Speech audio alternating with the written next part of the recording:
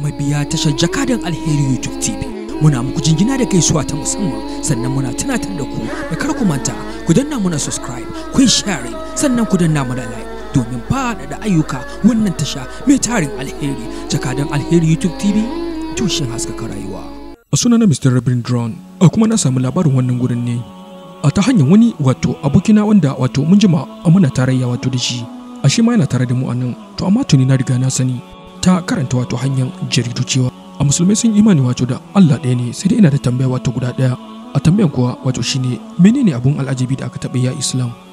Kamar yadda aka yi a Salaman 5:16, kamar irin haka, to ina so in sani saboda akwai abubuwan al'ajabi da dama a addini daban-daban. Zaka ji kowanne suna faɗan abun al'ajabin su, to ina so in san menene abun al'ajabi na Islam. Dan uwa kai tambaya akan abun al'ajabi a Islam, kuma naji ka ce magana Salaman 5:16. Song of Solomon bangare ne na Bible.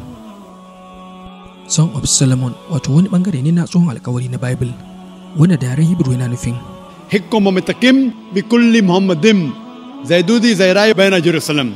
Na karanto maka ne da ainihin harshen da aka saukar da Bible yaren Hebrew. Hikkum mutakim bi kulli muhammadin zaidudi zairai bayna Jerusalem. Hakan yana nufin shi abu ne mai daɗi, mai daɗaɗawa, kuma shi abun so ne matuƙa. To shi masoyi ne. A bayani akan Jerusalem, abin da ya sa ne yanko maka da ainihin yaren da aka saukar da Bible saboda kaji an ce Muhammadin. To a yaren Hebrew an kira shi ne da hakan saboda sunansa a haɗe kuma da karramawa. Shi sa kaji kalmar Muhammad din an ce Muhammadin. To a yaren Allah ana ce mishi Allah, Elohim kuma ana nufin mai saba ma Allah. To amma da suka tashi fassara gurin a littafin Bible sai suka ce altogether lovely wanda kowa yake so. To amma kaji na karanto maka da ainihin yaren da aka saukar a Salaman sura na 5 aya na 16, yana magana ne akan zuwan na aikan Allah na karshe Annabi Muhammad sallallahu alaihi wasallam, kuma kaji har sunansa an kira. To bari amsa tambayanka na fari. Ka ce menene abun al'ajabi na Islam? Akwai abubuwan al'ajabi da dama a Islam, kuma da zaka karanta hadisi zaka samu abubuwan al'ajabi sama da 300 wanda Annabi Muhammad sallallahu alaihi wasallam yayi. To amma ka sani abun al'ajabi da mu muke alfahari da shi shine wannan Qur'ani mai girman.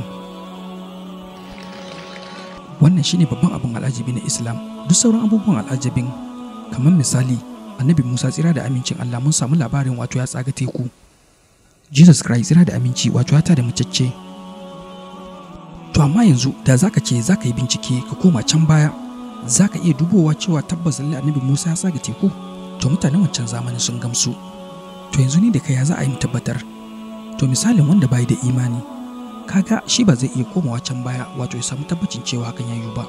Na tabbacin shin Annabi Musa ya tsaga teku ko a'a, da kuma shin Jesus ya tada macece ko a'a. Annabi Muhammadu tsira da aminci ya tsaga wata, amma ba za mu iya komawa baya mu duba ba. To amma abin al'ajabi guda ɗaya wanda a lokacinsa abin al'ajabi ne, kuma zai ta kasancewa abin al'ajabi har ƙarshen duniya, shine Alkur'ani. Shine abin al'ajabin ban al'ajabi.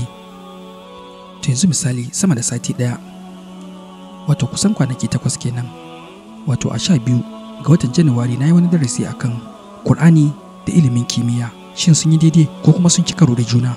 Na kuma tabbatar a wannan lecture cewa Qur'anin nan shine abin al'ajabin ban al'ajabi, kuma shine abin al'ajabi da zai ta kasancewa har ƙarshen duniyan nan. A da ake yayin abin al'ajabi, Qur'ani duk ya kere su. Haka in ka zo fagen tarihi da bayanin hikima, Qur'ani sai ya fintinka a wannan fagen idan ka tambayi marubuta wanda suka kasance musulmai da wanda ba musulmai ba. To yanzu misali da wani littafin addini zai ce duniyan nan flat ne, kai kana ganin zaka yi imani da haka? Na san ba za ka yi ba, saboda yanzu ba ƙarnin labarai da tarihi bane, ƙarni ne na ilimin kimiyya da fasaha. To a darasin da na yi jiya sai da na kawo bayani na tabbatar da hujjojin da Qur'ani ya faɗa shekaru 1400 baya, wanda a yan kwanakin nan kimiyya ta tabbatar. To akwai irin wannan hujjoji a Qur'ani da aka faɗe su shekaru 200 baya, shekaru 50 baya. To kana ga wa zai faɗe su a Qur'ani? Babu, sai dai Allah subhanahu wata'ala. To ashe ya zama wajibi kowa ya sani cewa abin al'ajabi mafi girma wanda yake da har kuma yanzu, to shine wannan Qur'ani dai da kake gani, Alqur'ani mai girma, shine babban littafin milk. To domin sauraron tambaya na gaba, ku ci gaba da bibiyan mu a tashar ku mai tarin alheri, Jakadan Alheri YouTube TV. Jakadan Alheri YouTube TV, tushen haskaka rayuwa.